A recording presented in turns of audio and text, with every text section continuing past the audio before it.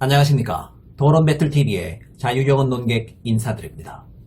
주진영 열린민주당 최고위원의 KBS 인터뷰를 라디오에서 듣고 나름 할 말이 많아졌습니다.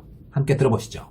지금 정부 여당이 추진하고 있는 부동산 정책에 대해서 비판적 말씀을 하셨어요. 그러니까 서울의 부동산 가격이 3년 사이 폭등했는데 왜 지난 정권 탓을 하느냐. MBC에서 하는 방송에서 부동산 폭등의 주범이라는 표현을 써가면서 그 2014년 말에 나왔던 법에 대한 비판을 했는데 저는 이제 그 얘기를 보면서 아니 그 법이 지난 3년 동안의 부동산 값의 폭등의 주범이라고 할 근거가 뭐가 있나. 첫 번째로는 그게 이렇게 주범이었으면 왜 지난 3년 동안은 그 얘기에 대해서 MBC를 포함한 언론 아무도 얘기를 한 적이 없는데 왜 저런 소리를 하나. 플러스 그런 얘기를 또 듣고 또 거기에 이제 부안해동하는 진보파 인사들 말하는 걸 들어보면 그거 역시 약간 좀 부안해동한다. 이제 그런 생각이 들었고요. 이게 이렇게 문제가 됐으면 지난 3년간 미리 했어야죠. 왜 지금 와서야 이런 소리를 합니까? 이거는 결국은 부동산 정책에 대한 국민의 그 반발이 커지니까 그 불만을 괜히 엉뚱한 대로 그 희생양을 삼아가지고 돌리려고 하는 게 아니냐. 그런 뜻으로 제가 얘기를 했습니다. 이전 정부의 정책이 그 다음 정부에서 효과를 보는 그런 의미로서 아마 말씀을 하신 것 같아요. 일부에서. 그 부분에 대해서 어떻게 생각하십니까? 그러면 진즉 3년 동안은 국회에서 뭐에 거기를 갖다 고치려고 노력을 하셨어야죠. 하셨나요? 안 했잖아요. 왜 지금 와서 갑자기 그 얘기를 꺼냅니까? 그의 말을 요약하자면 이렇습니다. MBC 방송에서 부동산 3법이 부동산 폭등의 주범이라고 언급하자 이번 정부는 예전엔 부동산 3법 따위를 언급도 않다가 이제 와서야 그 탓을 하고 있다. 그게 진짜 부동산 폭등의 원인이라면 국회에서 3년 동안 이것에 대해 지적을 했었어야 하는데 그렇게 하지 않았지 않느냐. 따라서 나는 부동산 폭등의 원인으로서 부동산 3법 탓을 하는 것에 대해 반대한다. 부동산 폭등이 일단 부동산 3법 탓이 아니라는 건데 그럴싸하게 들리죠. 그런데 과연 이게 논리적인 답변인가요? 제가 듣기에는 전혀 아닙니다. 주진영 씨가 전제하고 있는 대로 정부가 무능하고 대응력도 떨어져서 부동산 폭등의 원인을 전혀 짚지 못했다고 쳐요. 그래서 3년간 원인을 찾지 못했다고 쳐봅시다. 그런데 민주당이 무능해서 폭등의 원인을 찾지 못했던 것이 현 시점 부동산 폭등의 원인이 부동산 3법 탓이 아니라는 것에 대한 근거가 될 수 있습니까? 아니 그렇다면 국회에서 지난 3년간 민주당이 부동산 3법을 논한 적이 있으면 주범이 3법이 맞는 거고 논한 적이 없으면 주범이 아니라는 말입니까? 부동산 3법 그 자체의 메커니즘상, 그 자체의 법률적인 메커니즘상 이것이 부동산 폭등으로 이어지느냐 마느냐 이것을 논하는 게 합리적이지. 무슨 지금껏 민주당이 이 부분을 문제제기한 적이 없으니까 부동산 3법이 원인이 아니다 라는 결론, 합리적인 결론이 된다고 보십니까? 이젠 제 생각을 말씀드려보죠. 민주당이 뭘 했던 간에 지난 3년간 뭘 했던 간에 현 부동산 폭등의 근간에는 부동산 3법이 있을 수밖에 없습니다. 애초에 그 법 자체가 부동산을 폭등시키려고 만든 법이니까요. 부동산 3법의 탄생 취지 자체가 부동산 투자 활성화 대책입니다. 당연히 이것은 투기 환경을 조성하는 대책일 수밖에 없어요. 투기 환경을 조성했다는 게 잘못되었다는 게 아닙니다. 박근혜 정부로서는 부동산을 살려야 할 시대적 사명이 있었으므로 그 시점 그 법을 만든 것은 정당했습니다. 그러나 그런 걸 다 떠나서 어쨌거나 분명한 사실은 부동산 3법이 명시한 대로 분양가 상한제를 폐지해버리면 가격이 오를 수밖에 없고요. 재건축 초과이익을 모두 소유자가 누리게 해버리면 투기 동기를 북돋을 수밖에 없는 거고요. 분양 가능 주택을 1개에서 3개로 늘려버리면 다주택자가 많이 생길 수밖에 없는 것이고요. 즉 이 3법 자체가 설계상 부동산을 부양시키고 투기를 조장할 수밖에 없는 것입니다. 이 구체적인 법의 설계 자체를 무시하고 단지 민주당이 제때 이 법을 폐지시키지 못했다는 것을 꼬투리 삼아서 이 법 자체를 탓하지 말라니.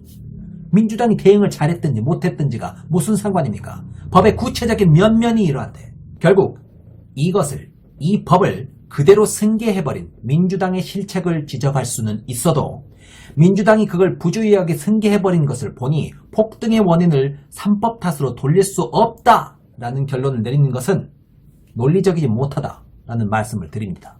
그렇다면 민주당은 정말 누가 봐도 당연해 보이는 것을 몰랐을 만큼 무능했던 것이 맞는 걸까? 부동산 3법이 폭등의 원인이라는 것을 몰랐을 정도로 무능한 게 맞는 걸까? 아니요. 이것도 주진영 씨가 사실관계를 제대로 알아보지도 않고 성급히 발언하신 워딩에 불과합니다. 다음에 영상을 한번 보시죠. 아주 근원지죠. 이것은 정책 범죄입니다. 부동산은 보통 정책 발표 3년 후에 효과가 극대화됩니다. 그런데 박근혜 정부 2014년 12월에 무슨 일이 있었습니까? 부동산 3법. 분양가 상한제 폐지, 재건축 초과이익 환수세 3년 이후에 재건축 조합원 분양수 3주택 허용. 사실상 국가가 나서서 투기를 조장하는 부동산 투기 조장법이었죠. 지금 3년이 지난 지금 부동산 광풍이 몰아치고 있는 것입니다. 특히 서울 전국 평균의 2배로 뛰었고 강남은 더 심합니다. 자, 최경환 부총리 시절에 인위적 금리 인하 기억하시죠? 네. 대부분 풀린 돈들이 부동산으로 흘러갔죠. 바로 부동산 급등의 주범입니다, 지금. 이것은 정책 범죄입니다. 문재인 정부 들어와서 관리에 좀 소홀했다고 생각합니다. 박근혜 정부 때 이렇게 실책에 문제가 있었으면 정권이 바뀌었으니까 여기에 대해서 저는 책임을 물었어야 된다고 생각합니다. 어떻게 생각하십니까? 예, 그 당시의 나름의 이유는 있었겠습니다만 결국은 빚내서 집 사자는 그런 사회적인 분위기를 만들었고 가계 부채의 증가를 가져온 그런 역작용을 낳은 건 사실입니다. 정부가 바뀐 뒤에 이 정책에 대해서 여러 가지 고민이 없지 않았습니다만은 아직도 그 고민의 틀을 벗어나지 못하고 있는 것은 사실입니다. 의원님의 지적을 새기겠습니다. 뭔가 책임을 물어야 되고 대책을 새로 마련해야 됐습니다. 뭔가 책임을 물어야 되고 대책을 새로 마련해야 됐습니다. 주진영 씨께서 그러셨죠. MBC 스트레이트 방송 이전에는 부동산 3법에 대해서 아무 말도 없다가 이제 와서 TV나 보고 부화뇌동한다는 것. 이게 바로 주진영 씨 말씀이시죠. 자, 위의 영상이 언제 있었던 것인지는 아십니까? 2018년입니다. 2020년 여름에 MBC가 부동산 3법을 언급하기 대략 2년쯤 전의 일입니다. 보십시오. 정부가 파악하는 이 부동산 폭등 사태의 원인이 무엇입니까? 정확하게 나오죠. 부동산 3법. 박영선 의원이 그렇게 확실하게 얘기하죠. 상황이 이러한데 주진영 씨, 이거 정말 민주당이 MBC 방송 보고 부화내동한 것 맞습니까? 말씀 잘못하신 것 아니에요? 이미 민주당은 부동산 3법을 부동산 폭등의 원인으로 보고 있었어요. 그런데 뭘 제대로 알아보지도 않고 민주당이 생각도 없다가 갑자기 텔레비 보고 부안해동한다는 겁니까? 자, 이낙연 총리와 박영선 의원이 합을 맞춰서 착착 주고받습니다. 이건 뭡니까? 이 의제를 국회에서 부각시키겠다는 거예요. 박영선 의원이 보기에는 너무 과열되어 있으니 그 원인을 찾고 그것의 해결을 위한 밑작업을 시작해보겠다라는 겁니다. 지금 와서 그 얘기를 꺼내들었다는 게 아니라 예전부터 이런 얘기는 항상 해왔는데 주진영 씨가 그때를 챙겨보지 못했었던 것입니다. 물론 얘기만 해왔다 뿐이지 큰 이슈로 부상시키지는 못했습니다. 부상시키지 못했다 보니 부동산 3법에 대한 적당한 대책을 국회에서 논의해보지도 못했고요. 국민들의 뇌리에 부동산 3법의 부작용에 대해서 인식시키는데도 실패했어요.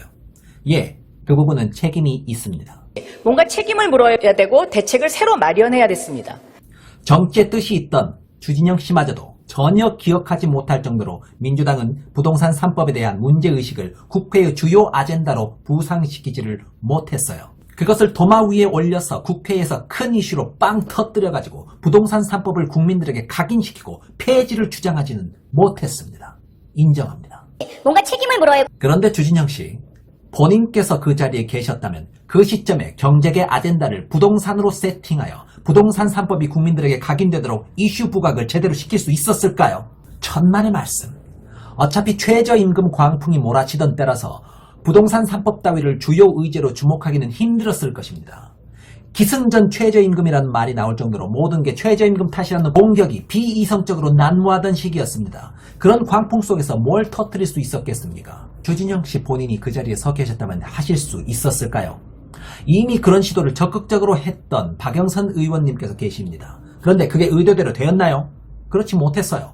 열심히 안 해서 그랬을까요? 아니라고 봅니다. 능력이 안 돼서 그랬을까요? 아니라고 봅니다. 솔직히 주진영 씨 당신보다 훨씬 국회 경험도 많고 열심히 하시는 분입니다. 하지만 이슈는 한 개인 의원이 마구 떠든다고 만들어지는 게 아닙니다. 상대 당에서 받아줘야 해요. 언론도 받아 써줘야 해요. 그런 정치적 형국을 이겨내고 주진영 당신께서 그 자리에 계셨다면 최저임금 가지고 온 나라가 광풍에 휩싸여 있던 그 당시의 광적인 분위기를 모두 이겨내고 부동산 3법을 이슈화시키는 데 성공했을까요? 절대 그럴 리가 없었으리라 봅니다. 잘 해봐야 박영선 의원이 부동산 3법을 떠들었던 것 정도 했겠죠. 그런데 딱 거기까지겠죠. 그러고 나면 한 2년쯤 뒤에 딱 주진영 씨 당신 같은 분이 나와서 니네 민주당은 왜 그때 부동산 3법에 대해서는 아무런 얘기도 하지 않다가 이제 와서 찌랄이야 라고 하겠죠. 그땐 억울하지 않으시겠습니까? 난 그 당시에 그렇게 열심히 떠들었는데 총리님과 합도 맞추고 열심히 짰었는데 기자들도 안 받아주고 보수당들도 별 관심 없어하고 국민들도 시큰둥하고 그런 상황에서 딱 2년 지나서 어떤 사람들이 너네 그때 왜 아무 말도 하지 않고 있었냐 라고 막 비난하면서 칼을 막 휘두르면 어떠실 것 같습니까? 우습게도 범진보 진영에서 휘두르는 칼에 찔린 형국인데 합당해 보이십니까? 주진영님, 별 공감이 안 되는 곳에 함부로 칼 뽑기를 남발하다가는 오히려 그 칼의 위력이 약해질 수 있다고 생각합니다. 특히나 현실적인 정치 감각 없이 그리고 그 당시의 시대상에 대한 이해 없이 마구 칼을 뽑아들어서는 안 된다고 생각합니다. 이날 인터뷰 후반부 또 같이 살펴보도록 하겠습니다. 계속 가보죠.